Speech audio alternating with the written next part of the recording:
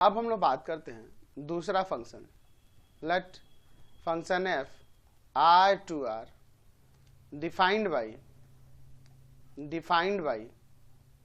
F x equal to में cos x.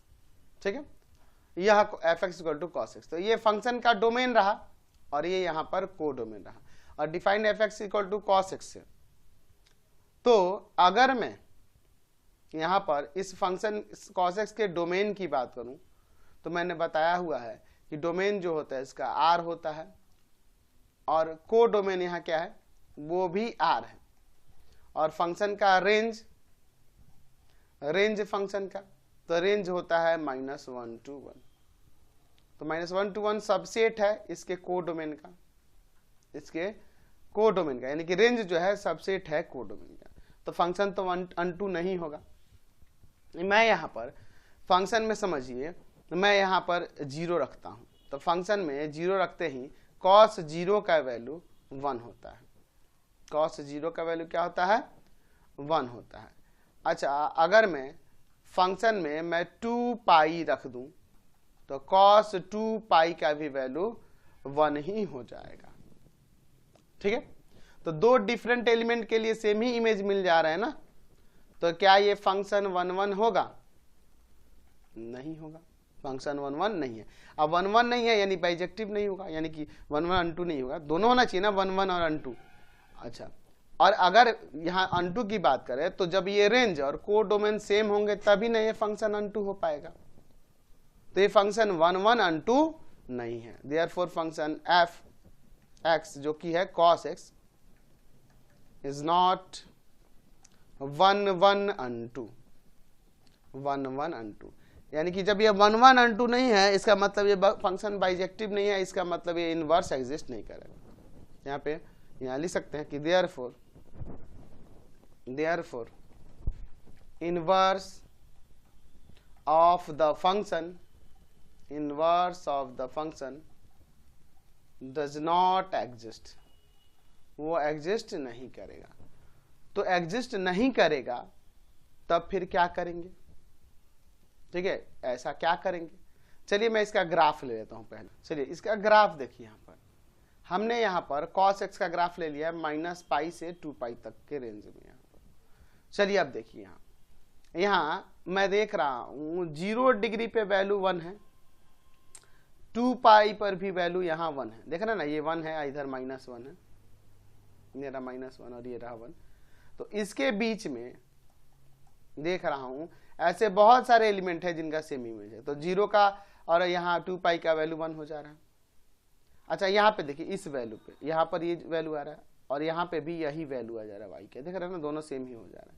तो दो डिफरेंट एलिमेंट के लिए बहुत सारे ऐसे मतलब पेयर मिल जाएंगे एलिमेंट्स के जिनका सेम ही इमेज मिल जाएगा। इसको आगे ग्राफ प्रोड्यूस करेंगे तो आगे ये 2π है, आगे चल के 4π पे भी इसका वैल्यू 1 ही आ जाएगा।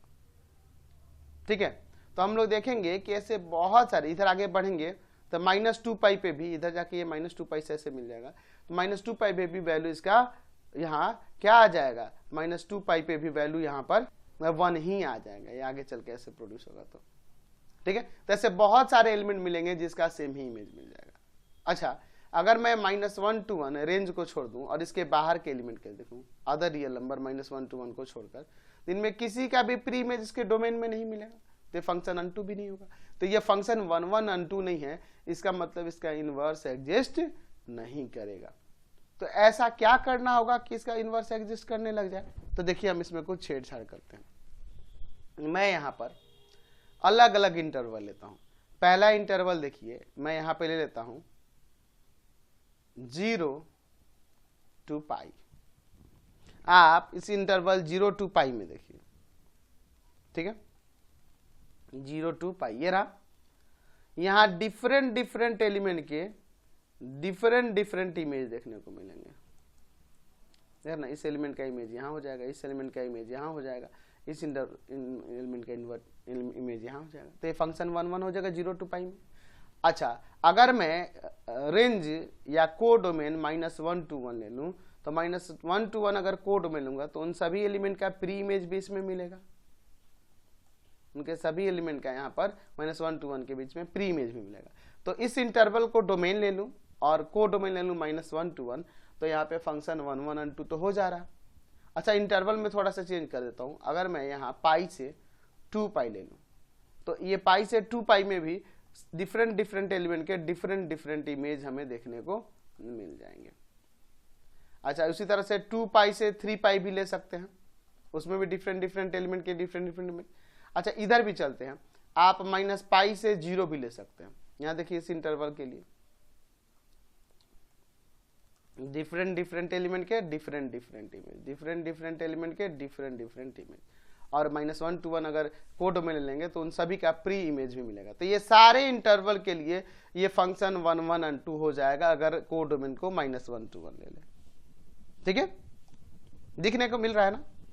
तो हम लोग किसको लेंगे, तो जो x एक्सिस और y एक्सिस के दोनों इनक्लोज्ड होगा, यानी कि ये 0 to पाई, देख रहे हैं ना, 0 to पाई।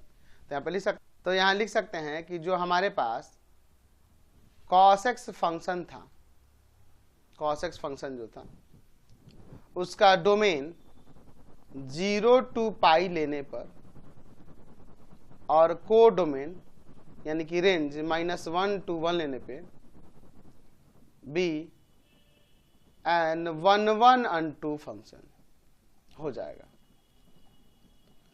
ये 1 1 and 2 फंक्शन हो जाएगा। Therefore inverse of the function exist, इस फंक्शन का इनवर्स एग्जिस्ट करेगा, क्योंकि ये फंक्शन 1 1 and 2 हो गया।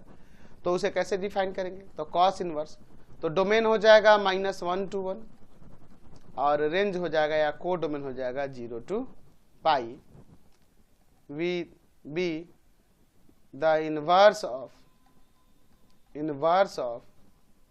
किस फंक्शन का इनवर्स है, कॉस, जिसका डोमेन है 0 to पाई और को डोमेन है -1 to 1। तो इस कॉस इनवर्स एक्स के डोमेन की बात करें तो इस फंक्शन का डोमेन -1 to 1 हो जाएगा, और रेंज कहिए या फिर प्रिंसिपल ब्रांच वैल्यू कहिए, प्रिंसिपल ब्रांच वैल्यू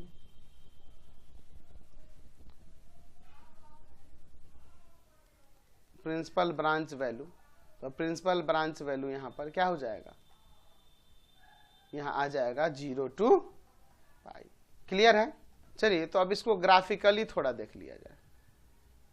तो हमारे पास जो पहला फंक्शन था कॉस, वो डिफाइन हो रहा था 0 to पाई डोमेन उसका, और को डोमेन लेना पड़ रहा था -1 to 1। Be an 1 1 and 2 function हो जा रहा था, 1 1 and 2 फंक्शन। ठीक है, तो इसके ग्राफ की मैं बात करूं तो देखिए एक्स एक्सिस एक्स डैश, यहां y और y डैश। तो इसका डोमेन 0 to पाई, ये 0 हो गया, इधर पाई ले लेता हूं, और रेंज जो लेना है, को डोमेन जो लेना है -1 to 1 रखना है। तो 0 to पाई के लिए यहां बीच में π/2 होगा, π/2 पे 0 होता है। तो इसका ग्राफ कैसे बनेगा जी, तो इसका ग्राफ ऐसे आ जाएगा, ऐसे ही ना जाएगा। ठीक है, तो अगर मैं इसके इनवर्स फंक्शन की बात करूं, कॉस इनवर्स की, तो उसका डोमेन -1 to 1 हो जा रहा था और को डोमेन 0 to पाई हो रहा था। बी द इनवर्स ऑफ उस कॉस फंक्शन जिसका डोमेन है 0 to पाई और रेंज है -1 to 1। तो इसका मैं ग्राफ देखूंगा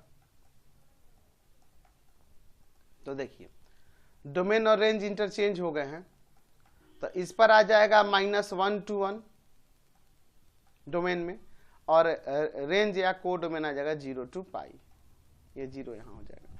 तो इसका जब हम ग्राफ बनाएंगे तो क्या हो जाएगा, तो यहाँ π/2 होगा, तो ये ग्राफ कुछ इस तरह से आएगा। ठीक है, ये ग्राफ कुछ इस तरह से आएगा। समझे? तो देखो यहाँ पे पूरा इंटरचेंज हो गया, ये ग्राफ ऐसे गया था, अब ये ऐसे कर्व मुड़ गया।